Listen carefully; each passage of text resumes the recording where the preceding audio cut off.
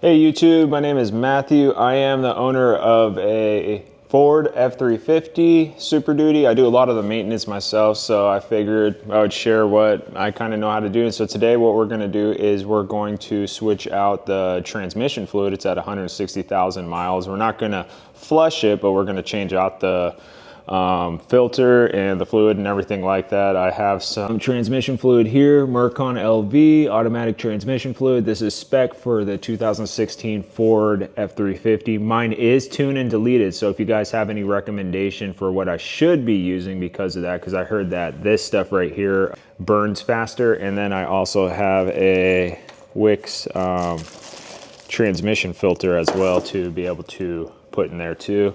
As you can see over here, I have my truck inside my shop. It's snowing over here in Washington, so it's pretty wet. I'm gonna let it drip for a little bit. All right, so the first thing you want to do is you want to bust this nut right here. It's a 13 milliliter nut. So we're gonna crack that loose so that we can drain out the fluid real quick. Okay, that was pretty easy. All right, we'll see what the fluid looks like when it comes out. Whoa, that's some dirty fluid. I think we're replacing all that fluid, huh? All right, so what's next is it's pretty drained right now. So what we'll do is we're gonna put the drain plug back in. Don't want it too tight, just enough. Okay, then we're going to remove all these bolts. So what I do is kind of just remove them one by one. Okay.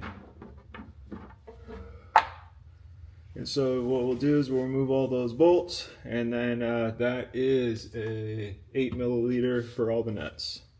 Hold on, we'll be back in a sec. I'm gonna drop the pan here. So I got the whole back undone. So get the pan ready right here. We're gonna dump this sucker. Make sure the pan's ready to catch. Please. Oops, spilled a little bit. That's why I got cardboard down. We are good to go. Looks pretty clean in there though, so that's good. Yeah, so that's how you do it. So we got it nice and open. Get the rest of this fluid out. Bada bing, bada boom, baby. So what we're gonna do next is remove the filter. It is a 8 millimeters, and it's 3 bolts holding it in. So we're gonna do that now.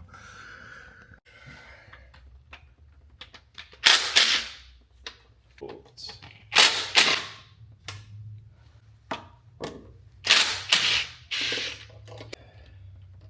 Long ones, huh? Ugh, that doesn't taste good. This is why it's a good idea to have a stupid lift. Ugh.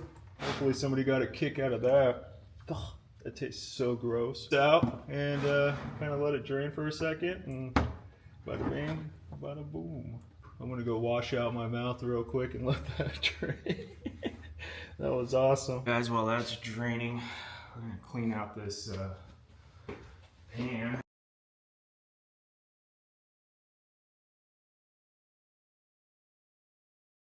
Alright guys, so now what we're going to do is put in the new transmission filter.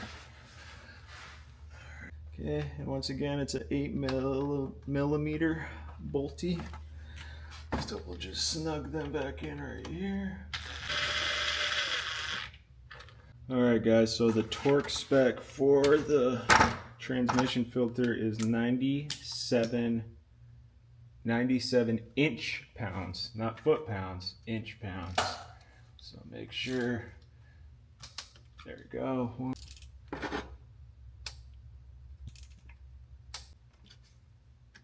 Good. Good. 97 inch pounds, not foot. Alright, so I cleaned the transmission pan and the underneath the transmission where the cover goes and everything. You can reuse these gaskets. I bought a new one off of xdpdiesel.com and it looks like the exact same with the metal. Do not use the flimsy rubber crap that they sell on eBay. You're gonna regret it. So if you're going to replace it, I would recommend xdp.com. They have the one that's almost like the OEM one. So all right guys, so now what we're going to do, we're going to put the pan back in. So we'll just line up the gasket, make sure that's good. What we'll do is we'll torque it down to specky. Okay. Gotta have some strong forearm muscles for this bitch, huh?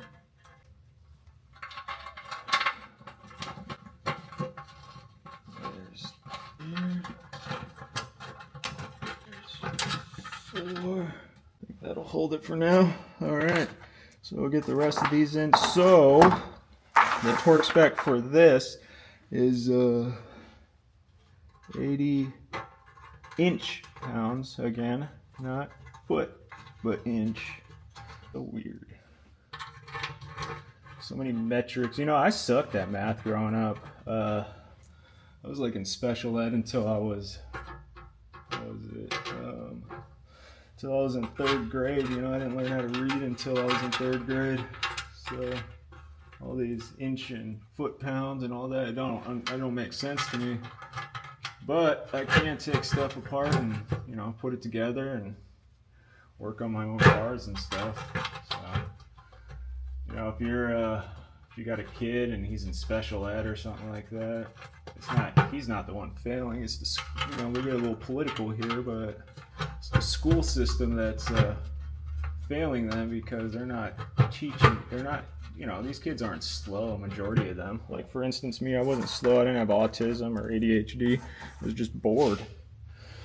So I think, you know, there's a lot of kids out there that would be awesome mechanics when they grow up if they were just put in the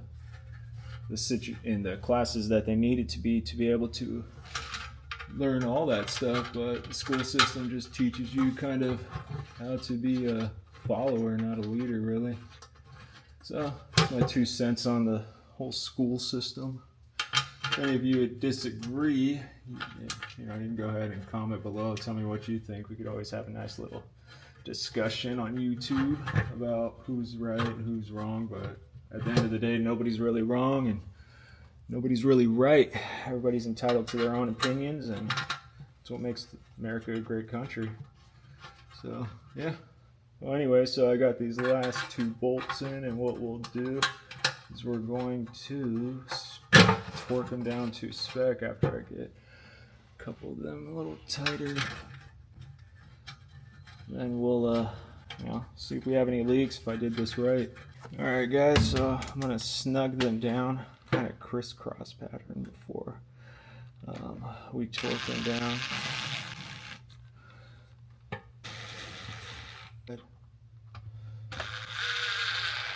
So from the other videos I watched, what you have to do is you put in about 8 quarts and turn on your truck, and then you kind of go from there, I guess.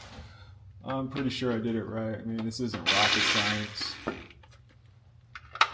If it wasn't for power tools, I mean, where would we be as a society? So, get this side over here.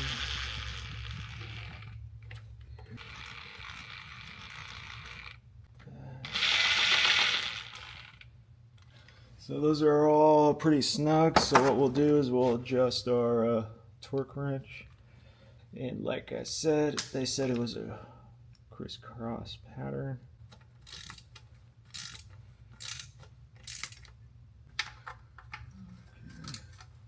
Alright, so I did that side. Now we'll do this side. That one's done. Do this. Well, it's the moment of truth, you know. It's where a guy like me that doesn't really want to pay somebody to do this for me puts in the transmission fluid and see if my truck runs, you know? So that's always fun. But like I said, this shit ain't that This shit's pretty simple. You know, why pay somebody $500, $700 to do this when it takes you an hour of your time? You know, even if you did charge people $100 an hour for your time, it's not like it's not, I don't know. I look at it like this. So if it takes me more time to do something, like I'm going to pay somebody to do that because my time's worth money, right? But if it's something like this where it's only going to take me an hour and my average rate for any labor is about anywhere between $75 to $100, and it equals out to about like $300 to $200 for materials, but it costs the mechanic, you know, anywhere between $700 to $800 to do, it makes more sense for me to do it this way because it's cheaper. So just a little word of advice. But you know, if it's something huge and it's going to take me 12 freaking hours, or you know, most of my time, I'd rather pay somebody else to do it. So alright guys, so now we are going to add in the transmission fluid. I'm just cleaning out all this gear fluid that I had in here. I don't know what happens if you mix the two. If you do know what happens, go ahead and comment below. Let me know. I'm kind of curious. But it's looking pretty clean to me for the most part. But if you don't have one, I highly recommend you get one of these guys right here. It's like a shut off, so it shuts off so that the fluid just stays in there. It's pretty sick. But yeah, hold on real quick and we will get this transmission fluid.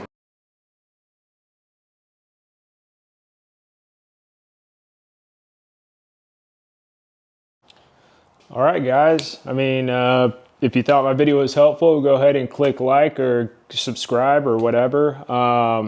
Yeah, so after you put the pan back on, put the filter back on, torque everything to spec, what I did was I put about 8 quarts of fluid in there, and then I, you know, just turned it on and switched gears. Each gear I held for about 30 seconds and just waited, put it back into gear, check the level. And then from there, I'm gonna go take it on a test spin with 8 quarts and, you know, check it when it's hot again, when it's fully at full temperature, and add as needed. But a good starting point is about 8 quarts. So if you guys found this video helpful, go ahead and click like or subscribe. Yeah. More videos to come. Hope you guys have a wonderful day.